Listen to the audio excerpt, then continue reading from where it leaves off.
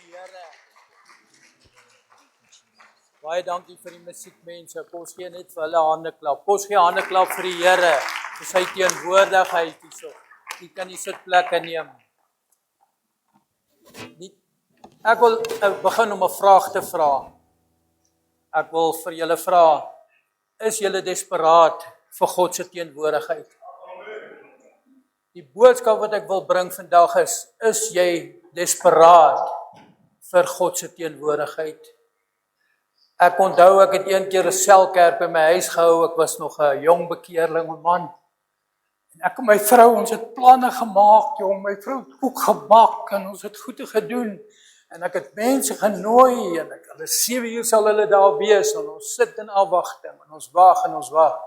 En ons wag nou nog, niemand het opgedaag nie. Niemand, nie een persoon het opgedaag nie. So ek wil met dit begin om vir julle te sê, is julle desperaat vir God? God is hier so, ons is so, jy weet, hierdie musiek was so goed, alles was so goed.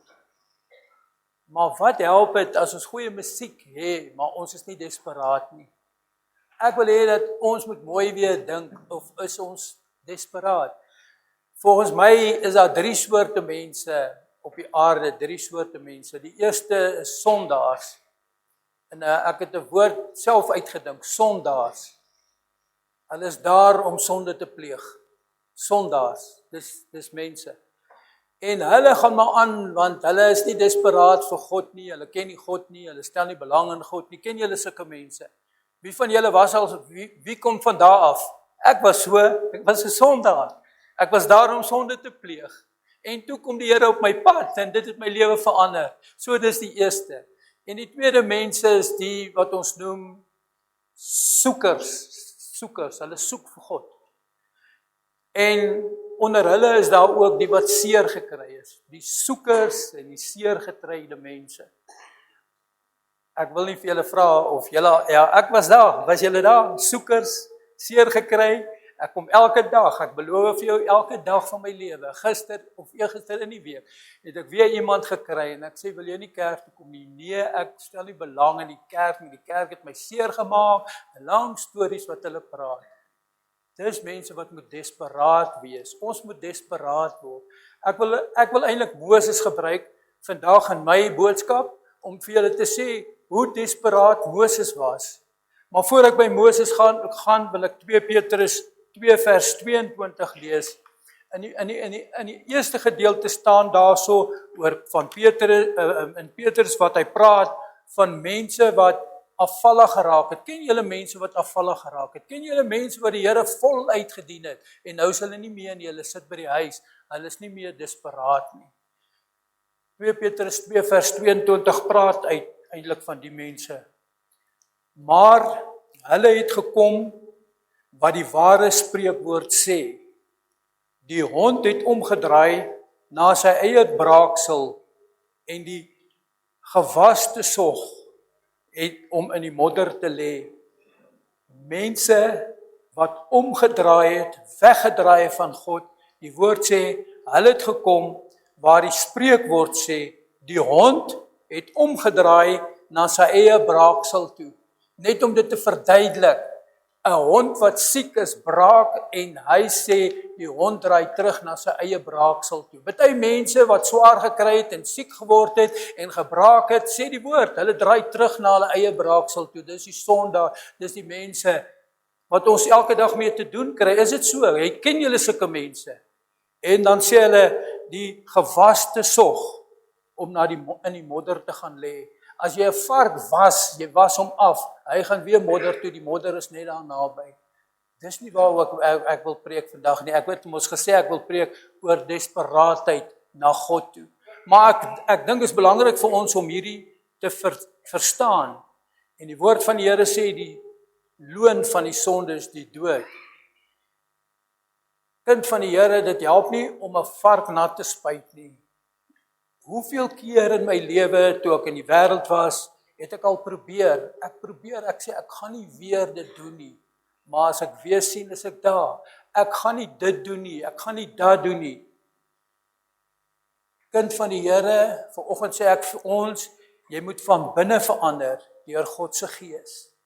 Die geheim van die hele ding is van binne verander. Jy kan van buite verander, maar jy moet van binne verander. Ek wil praat oor Moses. Eksodus 33 vers 2, kom ons lees dit. God sê vir Moses, trek na die beloofde land toe. God gee vir Moses 'n opdrag.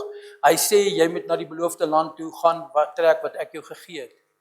En ek sal 'n engel voor jou uitstuur, sê die Here, en die Kanaaniete, en ek gaan die Amoriete, en die Hetiete, en die Fersatiete, en die Hiwitiete, en die Jebusiete verdrywe. Hy sê, ek sal 'n engel voor jou uitstuur, en ek sal hierdie mense verdrywe, na die land wat oorloop van melk en honing, want ek sal in jou midde nie optrek nie, omdat jy 'n hardnekkige volk is, anders sal jy op die weg verteer word. Die Here sê, ek sal saam met jou nie gaan nie, omdat jy 'n hardnekkige God is, 'n volk is, en dat hulle jou nie verteer nie. Die Here sê dit vir Moses. Hy sê, ek gaan nie, maar ek sal 'n engel stuur. En kom ons lees wat sê Moses. Moses is egter desperaat vir God se teenwoordigheid. Meer as 'n engel wat vooruit trek. Moses soek nie 'n engel wat vooruit trek nie. Die Here sê, ek gaan 'n engel stuur. Engele gaan hom beskerm, engel gaan voor hom uittrek, maar hy's desperaat en hy soek God se teenwoordigheid. Soek julle engele of soek julle God se teenwoordigheid?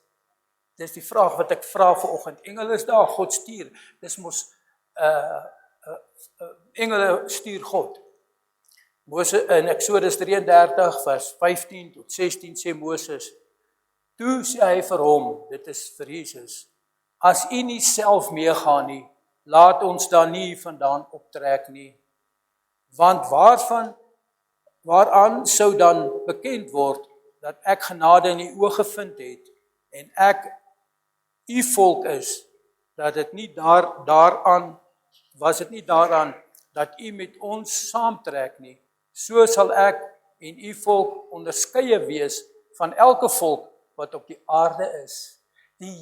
Moses sê, as u nie saamtrek nie, gaan ek nie saamtrek nie, want ek wil hê dat ons volk moet onderskeie wees van elke volk wat op die aarde is. As die Here saam met jou trek, dan is jy en jou volk verskillend van die ander mense wat op die aarde is. Kan ons sê amen daarvoor? As die Here saam met ons trek, as die Here saam met my trek, dan daar waar ek gaan, is ek verskillend as die ander mense wat daar is. As die engel trek, hy sal my beskerm, maar die Here maak my verskillend, want die Here gee my genade, die Here gee vir ons volk, vir ons land. Ons moet bid vir die Here en ons moet leiers kry wat sê ons gaan nie meer verder nie. Ons kan nie sonder die Here nie. Die Here is die een wat ons onderskeid maak tussen en in jou werksplek. As jy desperaat is vir die Here en hy gaan saam met jou, dan maak jy 'n verskil daar waar jy gaan. Amen. So dit is, ek wil hê ek self het opgewonde geraak en ek wil hê ons moet opgewonde. Ons moet desperaat maak. God se teenwoordigheid maak mense anders. Nie engele se teenwoordigheid nie. Ons het so mooi gesing en dit was wonderlik, maar die teenwoordigheid van God, as hy saam met jou trek, dan is jy anders. Vers 17, en toe sê die Here vir Moses, hy sê vir Moses, ook hierdie versoek, wat jy uitgespreek het, daarna sal ek voldoen. Die Here sê, ek sal dit voldoen, ek sal saam met jou trek, want jy het genade gevind in my oë, en ek ken jou by jou naam. Daarom vra hy, laat my tog u heerlikheid sien. En toe vra Moses nog 'n ding. Hy sê, Here, laat my dan tog u heerlikheid sien. Maar hy antwoord, ek sal my majesteit by jou laat verbygaan en voor jou die naam van die Here uitroep. Maar ek sal genadig wees oor die wat ek wil genadig wees, so sê die Here. Hy sal genadig wees oor die wat hy genadig wil wees en hy sal my ontferm oor wie ek my wil ontferm. Verder het hy gesê, jy kan my aangesig nie sien nie, want geen mens kan my sien en bly lewe nie. God sê vir Moses en hy sê vir my en jou, ons kan God nie sien nie, want as ons God sien, sal ons nie bly lewe nie. Ons kan nie God sien nie. Ons kan God se heerlikheid, God self kan ons nie sien nie. Dit staan in die Bybel. Dan sal ons nie meer lewe nie. God se heerlikheid, sy teenwoordigheid, sy aansien is te groot. As ons God sien, sal ons nie meer bly lewe nie. Maar hy sê vir hom, ook het die Here gesê, kyk, hier is 'n plek by my waar jy op die rots kan staan. En as my heerlikheid verbygaan, sal ek jou in die speur van die rots stel en jou met my hand oordek totdat ek verbygegaan het. En as ek my hand wegneem, sal jy my van agter sien, maar my aangesig kan nie gesien word nie. God sê vir Moses, jy sal my nie kan sien nie, maar ek gaan jou in die speur werp en as ek verbygaan, ek gaan my hand oor, kan jy my van agter af sien. Dit is wat God vir Moses gesê het en ons moet daaruit leer. Ons moet desperaat wees. God openbaar homself. En Eksodus 34 vanaf vers 5 vanaf tot 7 wil ek lees en ek wil hê dat ons moet dit in ons hart vasmaak. Ek wil hê, eintlik wil ek dit leer en ek dink dit sal goed wees as ek en u hierdie 2 versies altyd lees en uit ons kop uitken, want hoekom? Dis waar God homself openbaar aan die mense. God openbaar hom, God praat self. Hy vertel wat is sy karakter, hy vertel wie hy is en hoe hy is. God vertel dit self met sy eie woorde, praat God in Eksodus 34 van vers 5 tot 7. Kom ek lees vir jou. En die Here het neergedaal in die wolk en daar by hom gestaan en hy het die naam van die Here uitgeroep. Die Here se naam is uitgeroep deur homself, né? En die Here het by hom verbygegaan en geroep, Here, Here, barmhartig en genadige God. Die Here sê, hy is 'n barmhartige en 'n genadige God, lankmoedig en groot van goedertierenheid en trou, wat die goedertierenheid bewaar vir 'n duisendste wat ongeregtigheid en oortredings en die sonde vergewe. Die Here sê, ek is 'n genadige, goedertierende God en trou wat die goedertierenheid bewaar van duisende wat ongeregtigheid en oortreding en sonde vergewe. Hy sê dit, hy sê, ek is barmhartig, ek is genadig, ek is lankmoedig. Hoor julle wat sê God van homself? Die God wat ons dien, kan ons sê, dis wonderlik om 'n God te dien, wat self sê, ek is barmhartig, ek is genadig, ek is lankmoedig en ek is groot van goedertierenheid en van trou. En ek wat die goedertierenheid bewaar vir 'n duisende van die ongeregtigheid en die oortreding van die sonde van die mense vergewe. Dis die God wat ons dien. Hy het dit self gesê, hy het dit uitgespreek in die Bybel in Eksodus 34. Maar nooit ongestraf laat bly nie, wat die ongeregtigheid van die vaders besoek aan die kinders en aan die derde en aan die 4de geslag. So sê die Here. Ek wil hê ons moet net hier 'n bietjie oomblik stil staan en net hierdie teks bietjie deurgaan en dis 'n belangrike gedeelte wat God homself aan Moses openbaar. Hier is die kern van die teks. Dis die teks se opsomming. Die Here kom weer in 'n wolk. Hy staan by Moses en hy maak sy naam bekend.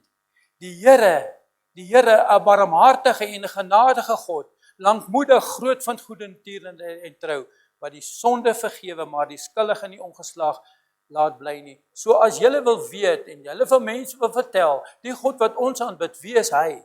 Hy het self gesê, hy is barmhartig, hy is genadig, hy is lankmoedig, hy is groot van goedertierenheid en van trou en hy vergewe sondes, maar hy laat die skuldige, laat die ongestraf, hy laat die sondaar nie ongestraf nie. God se teenwoordigheid. God laat in vers 5 sê, God daal neer in 'n wolk en hy staan by Moses. Wat beteken dit? Dit wys God is nie ver nie. Hy kom nader aan die mense. Die wolk simboliseer sy heerlikheid en heiligheid. Die wolk wat neergekom het, Kinders van die Here, vandag ook kan ek vir u verseker, God is nie ver nie, hy is hier, hy is naby. En die wolk verteenwoordig sy heerlikheid en sy heiligheid. En God vers 4 sê, en God maak sy naam bekend. Hy het medelee met mense. God het medelee met almal wat hier is. Hy gee genade wat ons nie verdien nie. Hy is lankmoedig, hy is geduldig selfs met sondige mense. Hy straf nie onmiddellik nie, hy gee kans om te bekeer. Hy is 'n God van goedertierenheid, hy is 'n God van trou. Sy liefde is standvastig. Hy het 'n verbondsliefde gemaak met ons. Kom ons sit net so 'n bietjie. Ek dink is daarop. Lees dit net bietjie weer. Laat dit net by jou insink. Hoe is die karakter van die God wat ons aanbid? As ons dit verstaan, dink ek ons gaan anders te reageer. Dit is hoe die Here is. Baie mense, ek het nou hierdie laasweek ook 'n begrafnis gehou, waar die vroutjie na my toe kom en sê, nee, maar die Here is onregverdig, want die Here het my kind geneem, en die Here, kinders van die Here, kom ons hoor wat sê hy. Die Here sê hy is lankmoedig, hy is goedertierend, God is 'n regverdige God. Die goed is wat mense aan die Here toesny, dat hy die een is veroorsaak van dit is van die bose dinge, is die duiwel, dis goed is wat nie van God af is nie. Ons moet dit verstaan en ons moet dit weet, en dit is die God wat ons aanbid. En dit is hoekom ons vanoggend hierna toe gekom het om te hoor, om te sê, kom ons wees getrou. Kom ons soek die Here met ons hele hart. Kom ons wees desperaat vir God.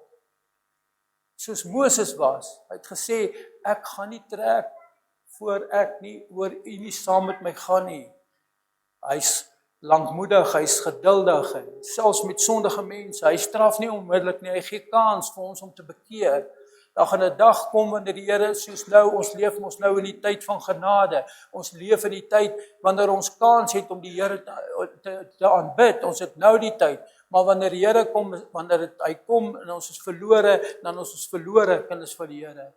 God vergewe, vers 7 sê, die eerste deel, wat ongeregtigheid, oortredings het sonde vergewe. God is 'n God van vergifnis. Hy vergewe ons ongeregtigheid oor ons oortredings en ons sonde. Dis hoekom ek my hand opgesteek het toe ek sê ek was 'n sondaar, maar ek het my sonde bely en God het my vergewe in sy geregtigheid en sy genade. Ek leef in dit en ons wat kerk is, moet desperaat wees vir God sodat ons in dit kan lewe. 3 woorde vir sonde wys dat God alle forme van sonde kan vergewe. Hy is vergewend. Hierdie 3 woorde, hy is vergewend.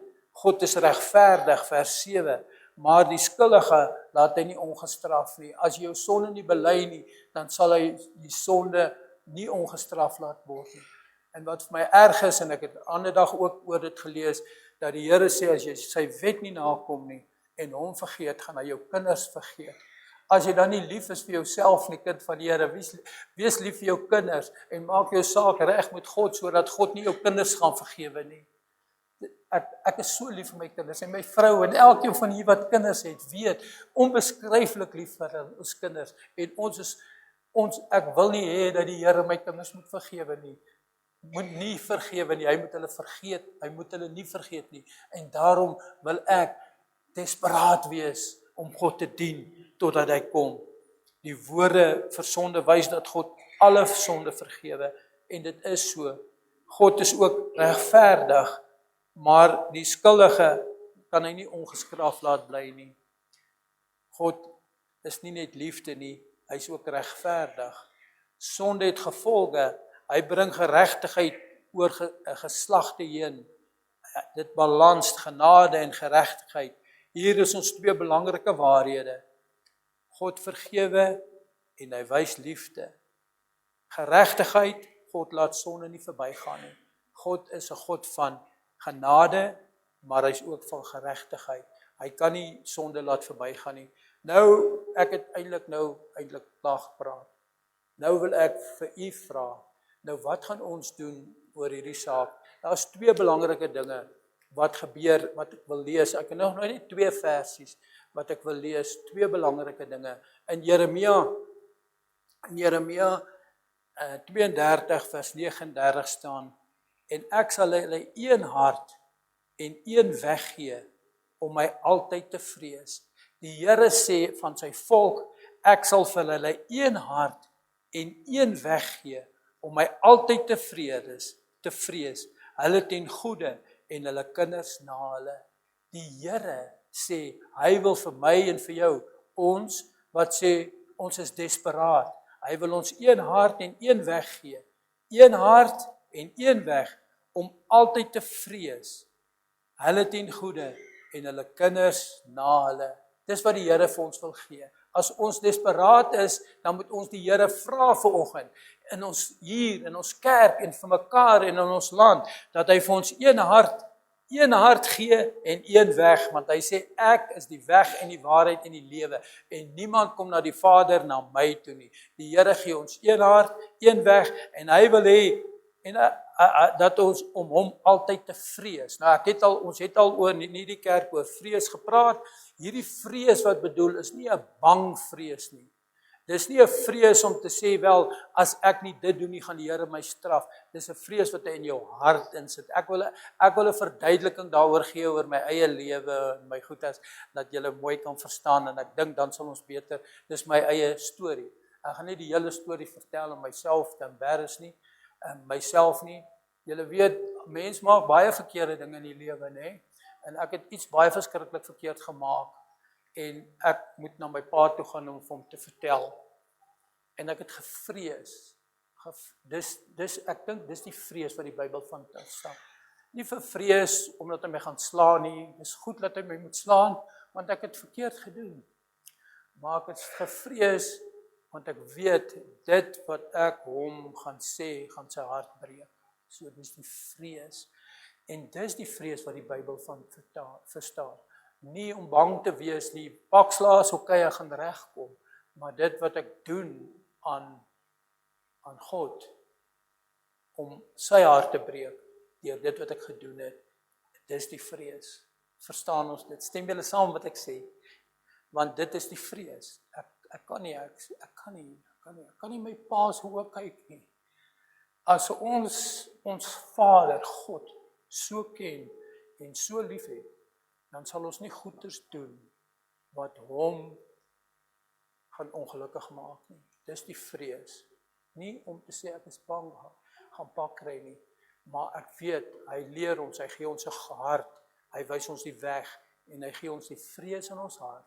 Want ek moet kies, ek gaan liewerste dit nie doen nie, want ek wil nie dat my Vader, my pa, my hemelse pa, want hoeveel keer het ons al verkeerde dinge gedoen, en die Here sê, 1 Johannes 1 vers 9 sê, God is getrou en regverdig, as jy jou sonde bely, vergewe hy jou nie, maar die probleem van sonde, en die sonde is mos, die loon van die sonde is die dood, en die dood is eintlik die ewige dood. Die probleem van sonde, dit het ook 'n nagevolge. Sonde het altyd 'n nagevolge. So ons moet bid dat die Here vir ons help, dat ons die nagevolge van die sonde, behalwe die dood, elke sonde het 'n nagevolge. Mense sit in die tronk as gevolg van sonde wat hulle gepleeg het, en die nagevolge is die tronk. Die Here help hulle uit. Mense, ek kan honderde voorbeelde doen van wat sonde aan 'n mens doen, maar as jy die vrees wat hulle sê, en die hart en die weg van God ken, sal jy nie sonde doen nie. Kan ons sê amen, want dit is die verskil. Dit is dit, want dit is binne in jou. Dis nie meer buitekant jou nie. As mense jou nooi na verkeerde plekke toe, is nie omdat nou moet jy 'n keuse maak. Nee, ek gaan nie. Dis maklik om 'n keuse te maak as die Gees van God binne in jou is. Dan hy maak eintlik vir jou die keuse. Die Gees van God wat binne in is, maak vir jou daai keuse. Hy is die een wat sê, die laaste versie kinders van die Here wil ek lees.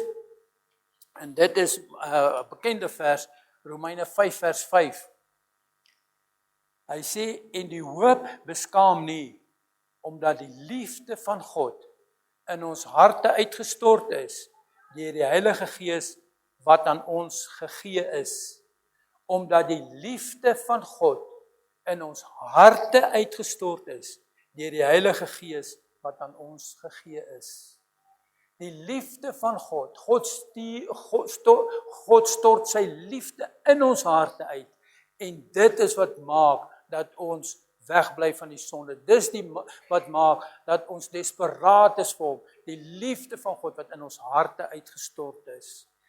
Die woord sê in Romeine, die Heilige Gees sal ons oortuig van sonde en geregtigheid en oordeel. Die Heilige Gees doen die oortuigingswerk. En as mense aanhou sonde doen, dit is maar my eie afleiding wat ek maak. As mense aanhou sonde doen, dit maak nie saak wat is dit nie. En die Heilige Gees oortuig hulle nie van sonde nie. Is die enigste oplossing wat ek kan doen. Die enigste woord wat ek kan dink is dat hulle het nie die Heilige Gees nie. Dis hoekom die Heilige Gees oortuig vir hulle wat die Heilige Gees het. Maar as jy nie die Heilige Gees het nie, dan sal die Heilige Gees jou nie oortuig van sonde nie, en dit is so maklik as dit. So ek wil julle aanmoedig, elkeen van julle wat hier staan, ek staan en julle sit, elkeen van julle, kom ons maak seker dat die Heilige Gees binne ons is. Dit is die belangrikste. Binne ons, soos die vark wat na die modder toe teruggaan, hy's afgespuit. Die Here moet ons help, vir my help.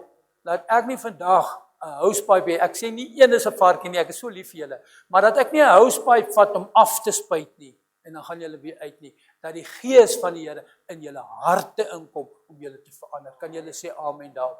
Ons kan kerk toe kom en afgespuit word, maar ons gaan weer, soos die hond wat teruggaan. So, dit is baie dieper as om afgespuit te word, as om ek het al mense gesien in hierdie kerk, verskoon my wat ek praat, want dit is so, wat toe die Heilige Gees in hulle kom, het hulle opgebring, uitgekom daai goed. Maar as daai goed uitkom, moet jy nie maak soos die woord daar sê, soos die hond weer teruggaan na daai selfe goed nie. As die Heilige Gees binne jou is, dan maak jy jou skoon vir altyd, skoon. En dit is desperaat. Kom ons wees desperaat. Kom ons wees desperaat. En ons soek die Here, ons soek sy Gees, ons soek sy teenwoordigheid, ons soek nie engele nie, soos Moses het gesê, nee, die engele is wonderlik, maar as u nie saam met my gaan nie, dan gaan ek nie, ek soek die Here, ek soek sy Gees, ek is desperaat vir die Here, mag die woord in julle harte wees, en mag elkeen van ons desperaat na God soek. As jy nie God het nie, as jy die Gees van die Here nie het nie, dis maklik, vra hom, Gees van God kom in my, kom woon in my en help my, sodat ek kan lewe soos die Here en saam met die vrees van die Here. Ek het kom ons luister na 'n lied, wat al eintlik hierdie preek verduidelik is so mooi. Hoe kry jy die Gees van die Here? Net 'n oomblik, toe Jesus, God die mens geskaap het hy die Gees van lewe in hom ingeblaas. Jesus het by disippels op 'n slag gekom en gesê, ontvang die Gees van die Here.